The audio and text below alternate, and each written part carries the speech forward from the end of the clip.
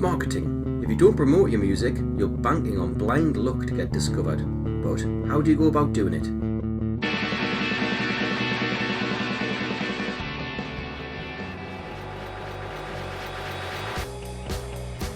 This is Anyone Can Play Guitar, the podcast for musicians and music lovers that takes you behind the scenes of the music industry.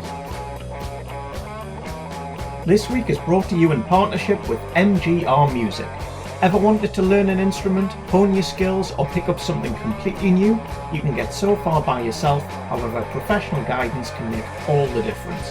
With a network of tutors right across the UK and rates starting from as little as £15 per hour, visit mgrmusic.com now to get started.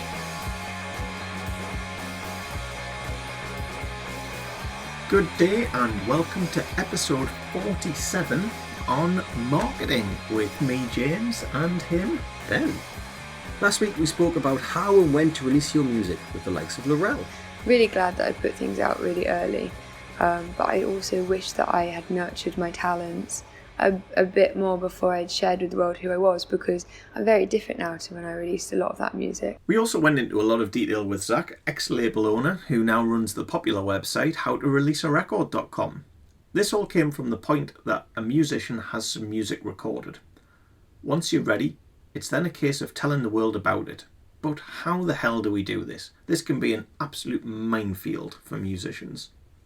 In Season 1, we spoke to Sari Delmore of Concord Music Group about building up some initial interest in your music. To be a story, and there needs to be a vision for, okay, in 5 years I want to be here, and this type of artist I want to be, and this is what I want to stand for, and these are the types of causes and messages I want to bring forward. Today's episode, it's the first of a two-parter on music marketing and promotion.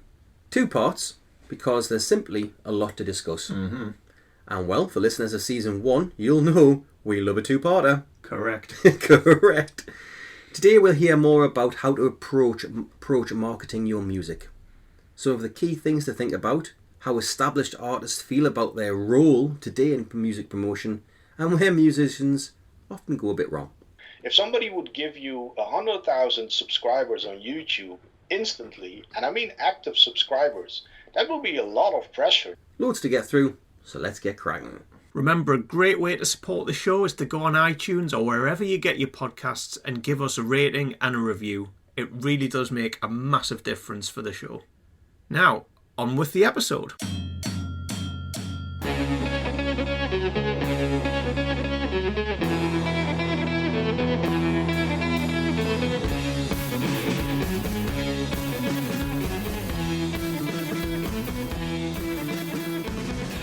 The bulk of this first episode centres around our conversation with Maurice Hissink, the man behind Music Mindset, the Dutch music promotion outfit.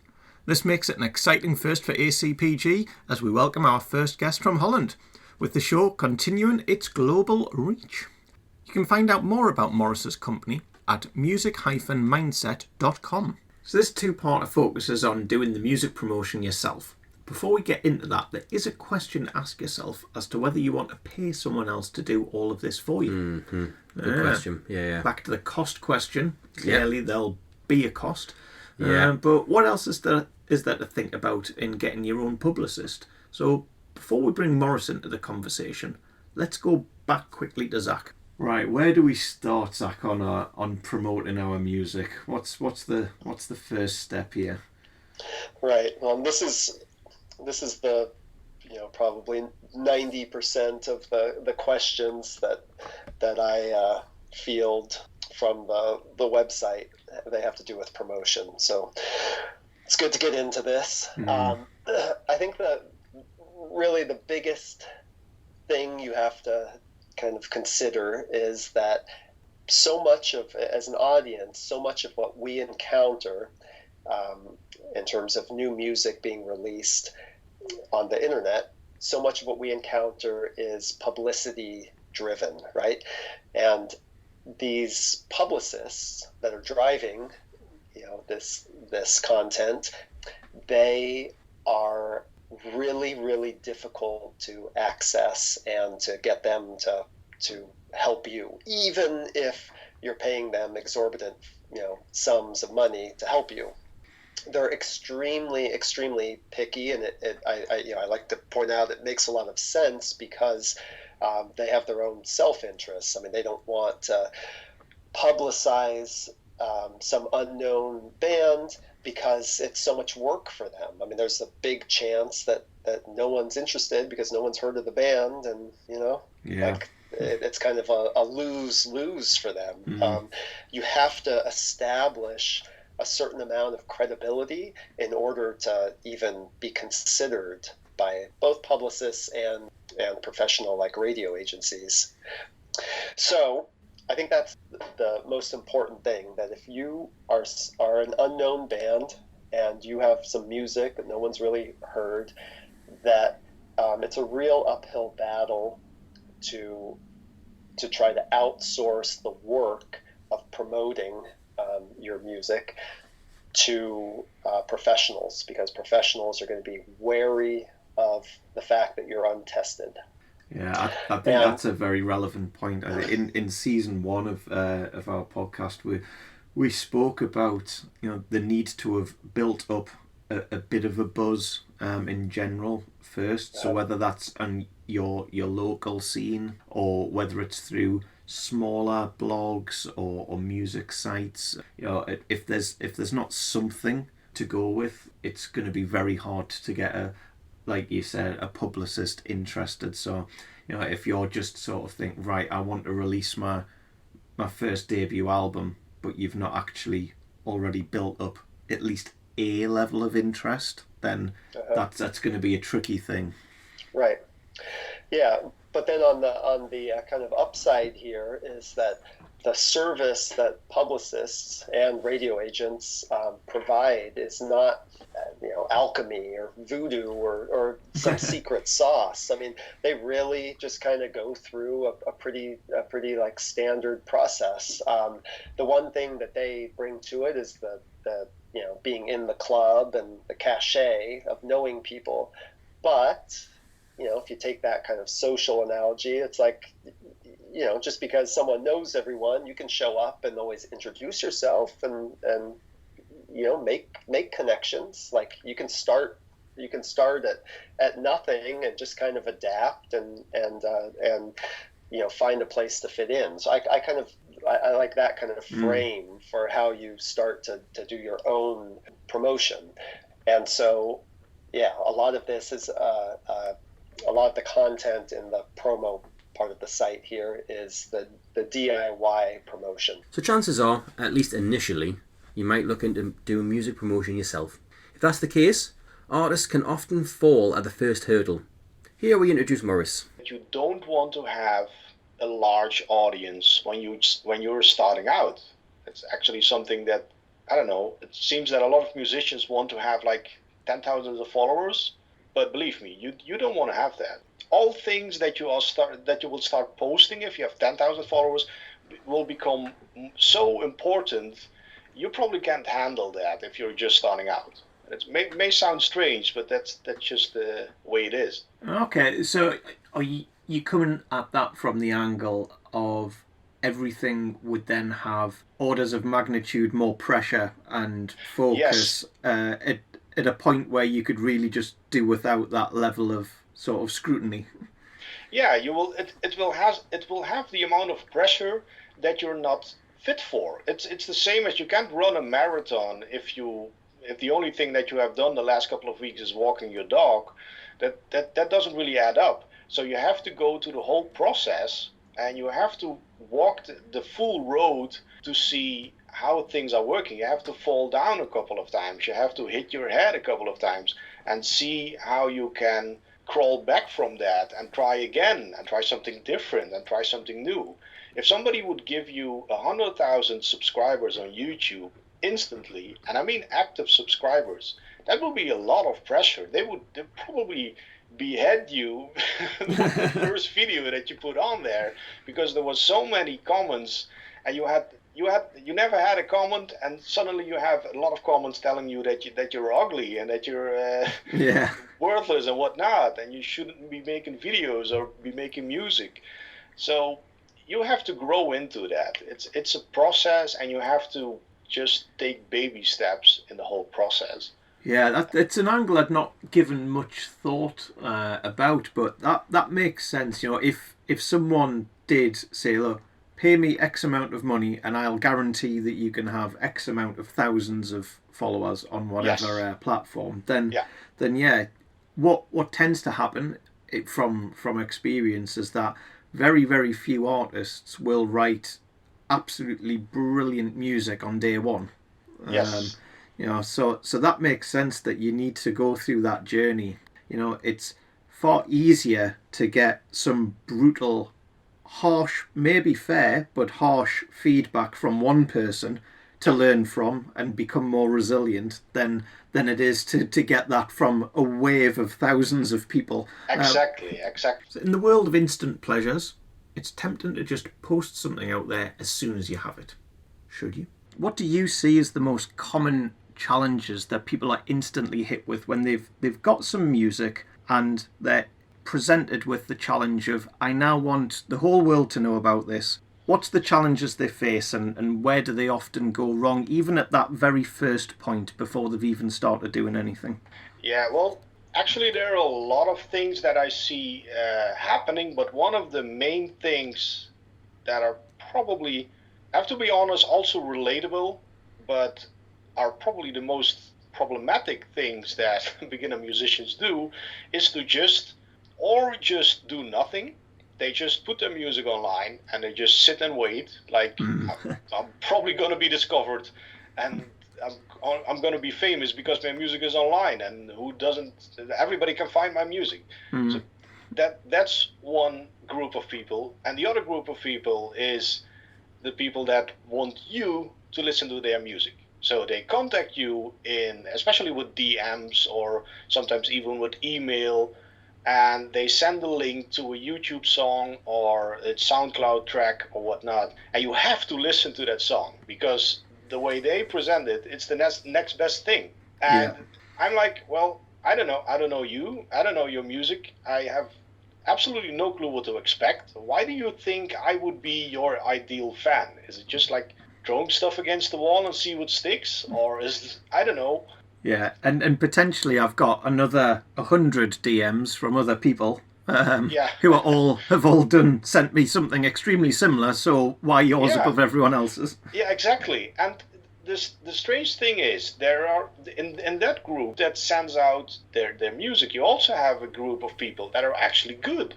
They're actually really professional and good, and they still use the practice of just randomly sending out messages to people that keep sending me music that I just didn't ask for that. Yeah, and I guess that's a bad interaction to start with, because exactly. There could be some people who will be quite happy and say, all right, great, I've got some music that I didn't previously have, and that's great.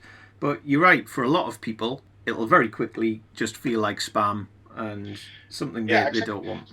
Yeah, and the thing is that, and I tried it out with a couple of musicians just to respond back and to be as honest as possible. And I mean, if it's not good, I try to be as honest as possible. I'm not going to tell somebody that he's super bad, but I'm probably going to say something like, maybe you have to work on this or you have to work on that, and it will be even more better, or something like that, you know. I don't want to burst their bubble, especially when they're just starting out. But if they are good and you start a conversation, then you hear a lot of people saying that's it. That's their whole strategy of getting new people. And then they also complain that nobody listens to their music, or nobody sticks, or they don't have any Facebook fans, or they don't have any Twitter followers. And you go to their Twitter and they are following 10,000 people and they have 100 followers or something like that. Yeah. That's the strange thing and the more I worked with clients, I noticed that it's not always something that they do on purpose. It's more they tried it out and it worked maybe the first time on accident or something like that, and they just keep doing that because they just simply have no clue what to do else. Yeah, that makes a lot of sense, that it's just, well, I don't know any other way, right? We spoke about, you pick up an instrument for the first time, you get some songs together, and it might be, if you really happen to be good at this, you write some brilliant songs. Now, chances are, if you're great at writing songs, what you might not be good at is developing a marketing strategy. Yeah, because that's a whole different beast. A different skill set, right?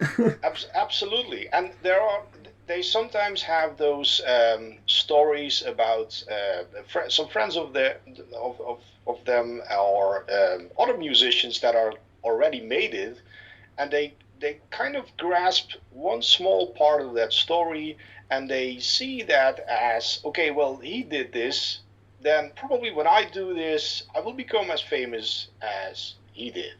And that is, yeah, I can imagine that you want to think about it like that, but I'm sometimes a little bit surprised that when I see somebody that is like 14 years old and he thinks that, okay, if I dress the same as Justin Bieber, I will maybe become as famous as then it's okay. But if you're like, I don't know, 30, 40 or 50, I don't know, you still believe in that? You still see that as that's going to be the thing? Yeah, no, I hear where you're coming from. So I think that makes sense, that we've got a position with artists, and a lot of what they're doing is they're sending direct messages out to people via whatever platforms they have available, and they're doing that essentially in absence of knowing where else to turn. There's no real thought, plan or strategy behind it. No, it's just, absolutely not. I know I can do this, and therefore they do it. And so that's one of the main challenges. So that makes sense. So if some of our listeners have sort of either been in that position in the past, or potentially or even sort of fallen into that trap at the moment because they don't know where to go, conscious that it won't be a one-size-fits-all solution and approach for everyone. So what are the types of approaches that musicians can start to think about? So what are the alternative options that they may not be aware of?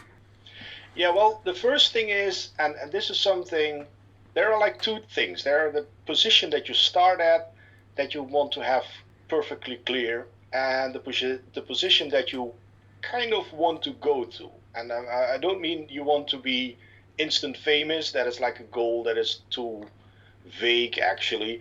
But what do you want to achieve? Do you want to have more fans, or do you want to promote a new album, or do you want to just become known for the musician that you are?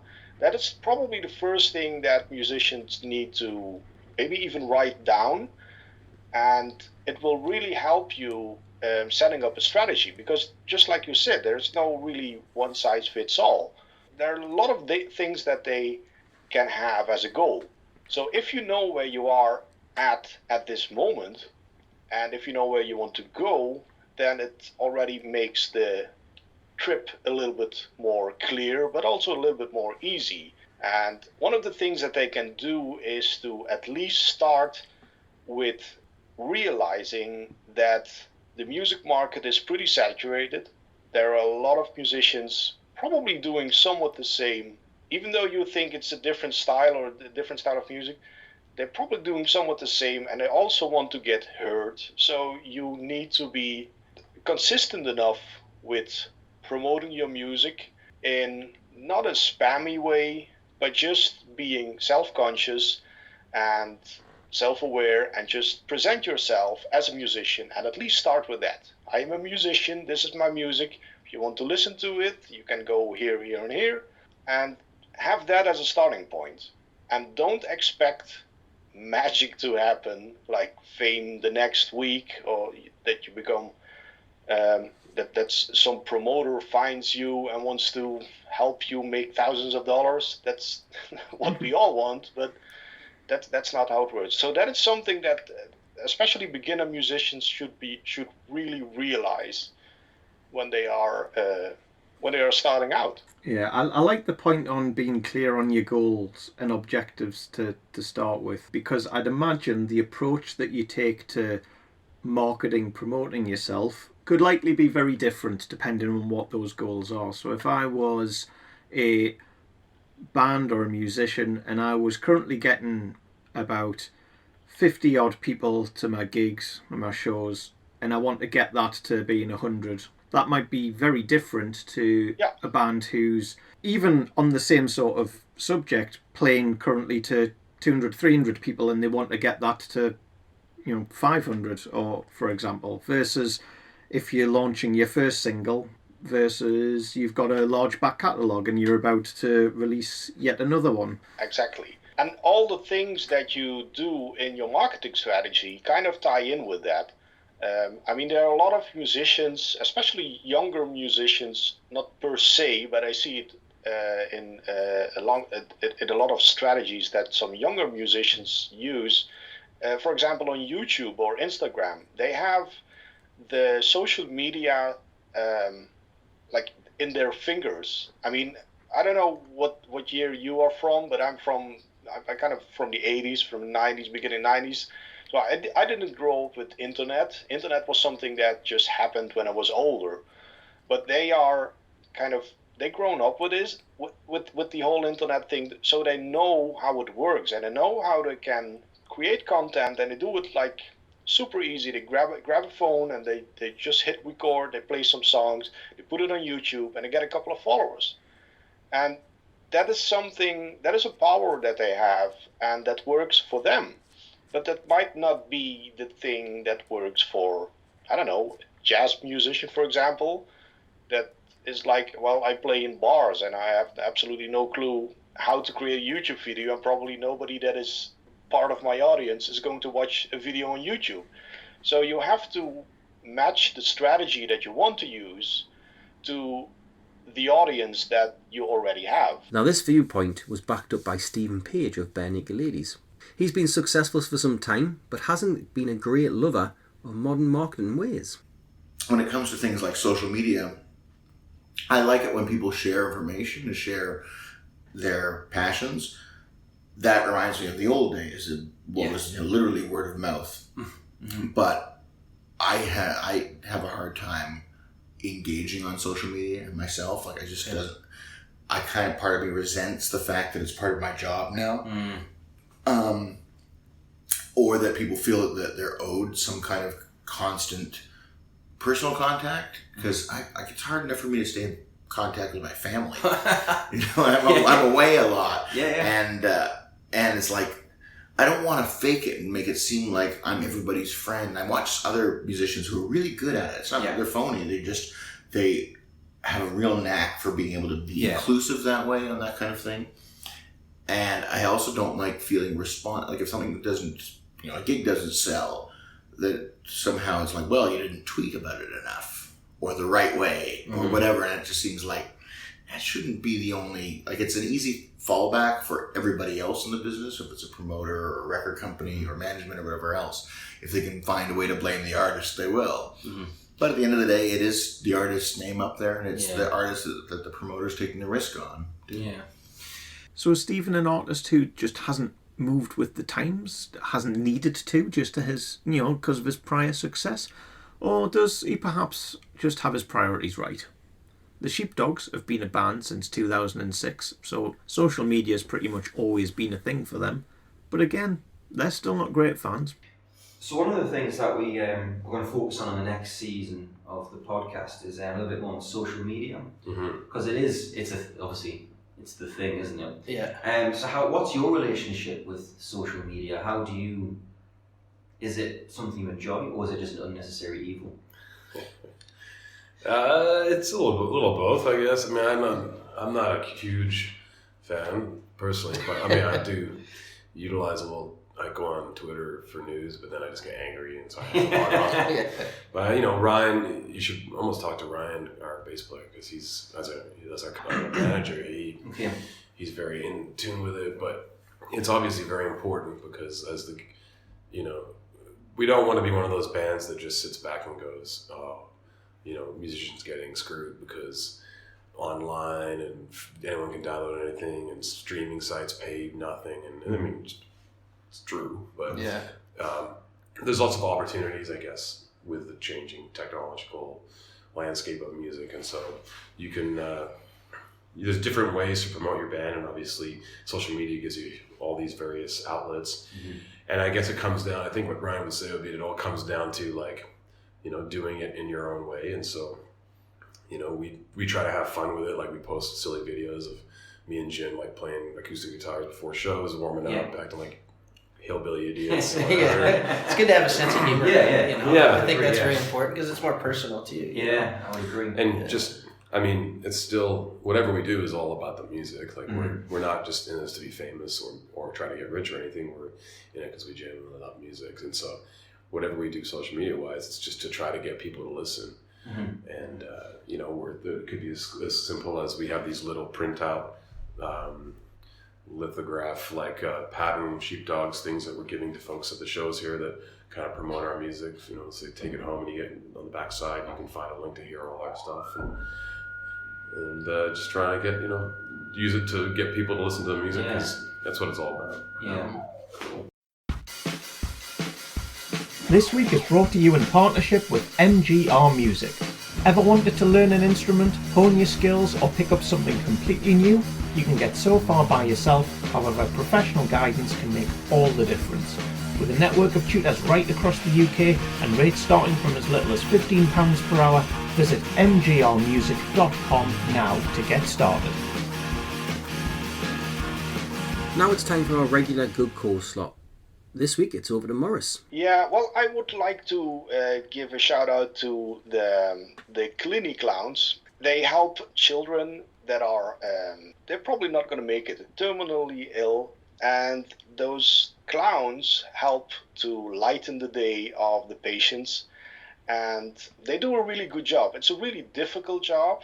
I to be honest, I wanted to be a Clini Clown for a couple of years. And it's so difficult because it's just very difficult to see children that are probably not going to reach the age of maturity. Yeah. And they're never going to reach their goals. So you as the clown are there to at least enlighten the days that are left or the weeks that are left. So I think they do a really good job, and I think they're probably one of the main big charity things that have a positive twist on, well, life in general. For our Dutch listeners, you can find out more at cliniclowns.nl. That is CLINI clowns.nl. The website is in Dutch, however, there are similar initiatives across the world, so quick internet search and you should find out more information if something near you. Now, on with the episode.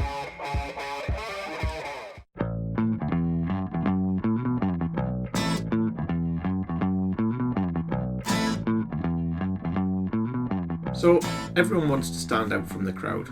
How best to do that? What are the other types of things that artists might think about that may help them stand out from the crowd, I guess? Well, to be honest, the really thing that you should focus on as a musician, or maybe even as any artist that you are, if you are a painter or a photographer, it doesn't really matter. The main thing that you should focus on is being yourself as much as possible. So creating music the way you want to create music, because that is, in the end, at least in my opinion, in the end, that will be the part that stands out the most. It's not going to be the lick. It's not going to be your gear or your clothes or whatnot. It will only be that lick or that guitar or whatnot if you as an artist behind it makes it something special. So, I mean, you can give everybody 5 different colors and some pencils and create something with that, and everybody will create something different. And if everybody creates the same thing, then nobody will stand out. But the one that stands out can sometimes even be the person in the field of, like if everybody created a painting with all the colors used, and there's one person that stands out because he only used the blue dot and he put that in the middle of the canvas, and that's it. And he stands out because he sees what goes on around him, but he also knows for himself that that's the only thing that he wants to share. If this is the stories that people are telling around me, this is the story that I want to tell. So it's the same with music. If you feel that you can stand out because you have something else to say, and you feel that you stand out in the crowd, then I believe that you should use that to sort of market yourself. And that is probably going to be the best thing. Not really the marketing strategy per se, but more being you as much as possible. Yeah, well, anyone can sort of play your songs, I guess, or do a guitar lick, but nobody can be you, I think. Yeah, exactly, yeah. Yeah. Noel wrote and Liam belted out, "I need to be myself, I can't be no one else," in the Oasis single Supersonic off their debut album back in 1994. That's a long time ago. This is not a new concept. However, even back then, it ironically spurned a wave of Oasis imitation bands. Indeed. As the years progressed, this moved on to the likes of the Libertines and the Arctic Monkeys. Band after band trying to make it big by essentially being a worse version of something that already existed. Yeah. Morris's advice of putting yourself at the heart of your marketing strategy should not be overlooked. So when and where should you post about yourself and your music? I guess the next question that often crops up is how and where. So there'll be the obvious YouTubes, Twitters, Instagrams, Facebooks that we've just mentioned, and pros and cons to all of those. So there's a minefield straight away for artists in terms of, right, do I need to put it everywhere? Do I focus on one? Why is this one better than the other? So what are the types of things that musicians might want to consider? Yeah, that's a good question, because there are a lot of things that you can choose from. Like you mentioned before, MySpace was a thing for musicians or artists years ago. Now social media platforms are just social media platforms, and you can be anyone on any social media platform. There are some platforms like SoundCloud, which is not really a social media platform. It's more of a streaming platform where you can have the occasional chat or comment on your music, and then you have Reverb Nation and all that stuff. But in my opinion, I would go for the easiest platform that you can work with, and the platform that you that's something that you have to find out that your audience might be on. So just go on Facebook and Twitter, for example, or Facebook and Instagram.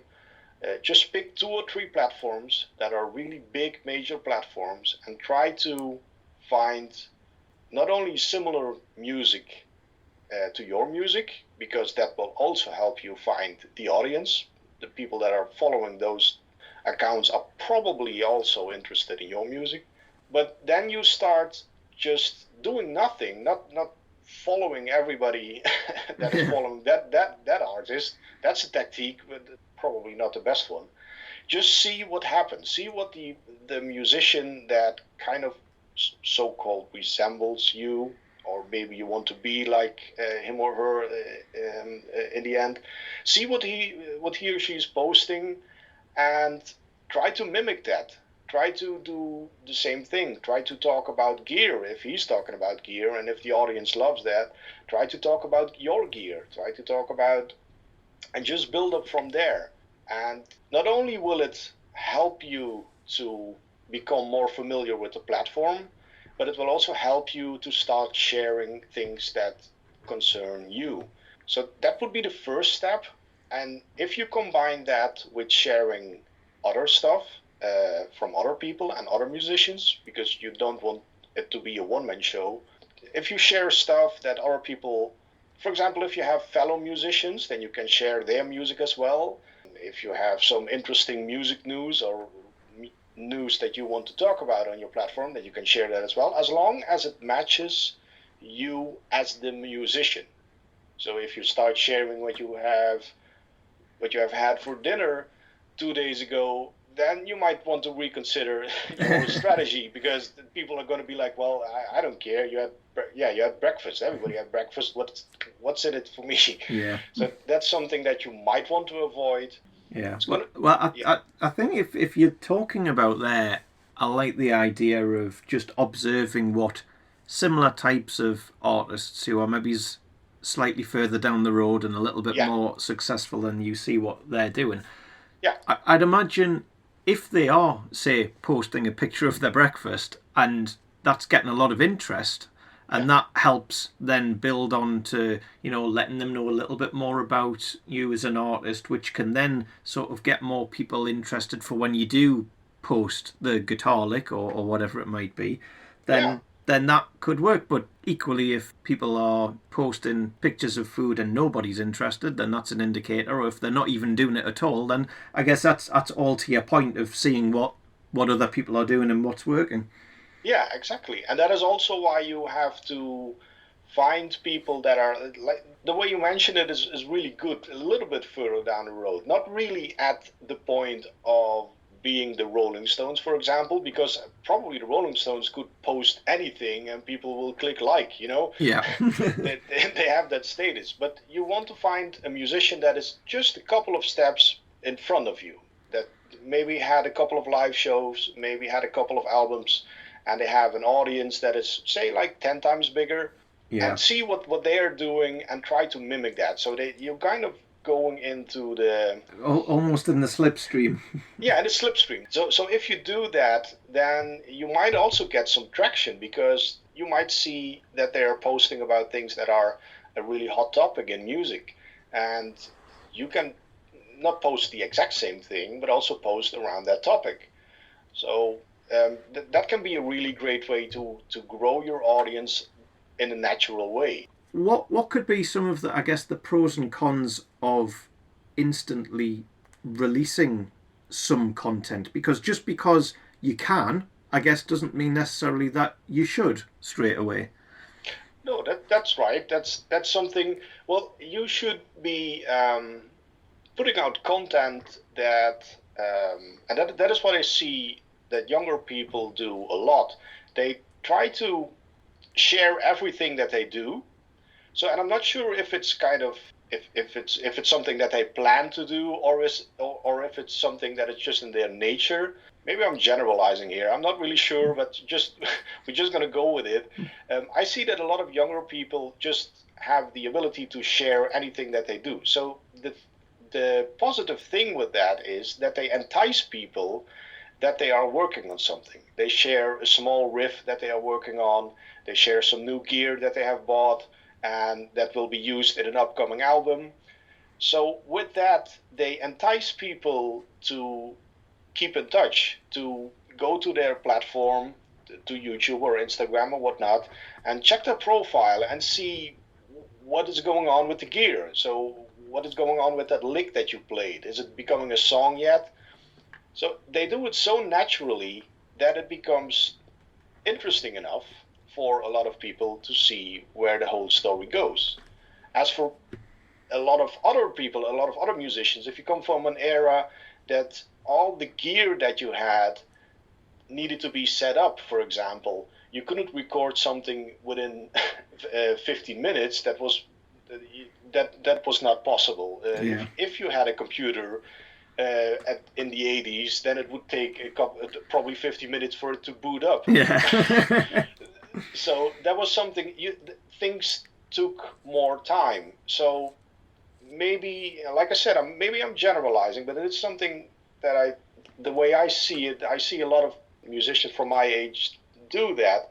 They overthink a little bit before they post something. So it's like, is the camera right? Do I have to post it like this? What is the story that I want to tell?